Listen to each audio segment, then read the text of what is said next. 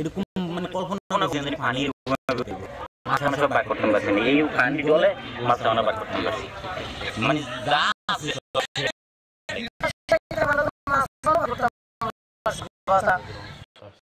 আজ আর 2 দিন ধরে খানা না পানি না কিছু না, কত কষ্ট করতেছি। মনে করেন খেতা পানি সব পানির তোলে। হঠাৎ পানিতে ডুবে গেছে ঘরবাড়ি সব, তাই যে যার মতো চেষ্টা করছেন ঘরের শেষ সম্বলটুকু রক্ষা করার। টানা 3 দিনের বৃষ্টির সাথে যোগ হয়েছে ভারতের পানি, এতে ভয়ঙ্কর রূপ নিয়েছে কুমিল্লার গোমতী নদী। গোমতী ছাড়াও কাকরি, পাগুলি ও সালদা নদী দিয়ে ভারত থেকে পানি আসা অব্যাহত থাকায় তৈরি হয়েছে এমন পরিস্থিতি।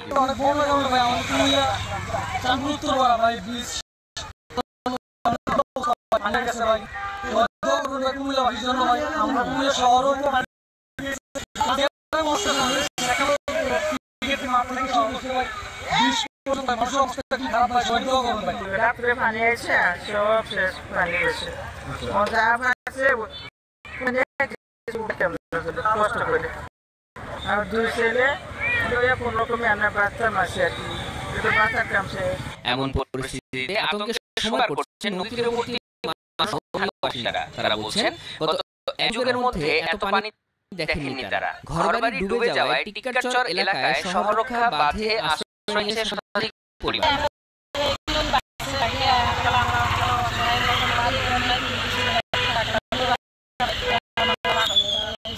শিক্ষার্থী সহ নানা পর্যায়ের মানুষ নদীতে এসে সহযোগিতা করছেন এসব মানুষকে।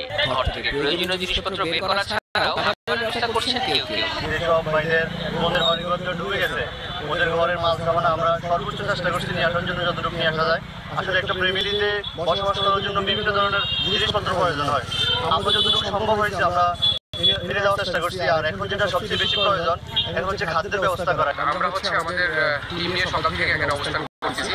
যতগুলো ঘরে হচ্ছে আপনার বেশিরভাগ ঘরে হচ্ছে আপনাদের যত ধরনের আসবাবপত্র মোটামুটি সবকিছু নেবে, যা যা হচ্ছে উদ্ধার করে আনা যায় অতটুকু আমরা চেষ্টা করলাম আর কি। মোটামুটি এখানে যাই দেখতেছেন ওগুলো আমরা উদ্ধার করছি।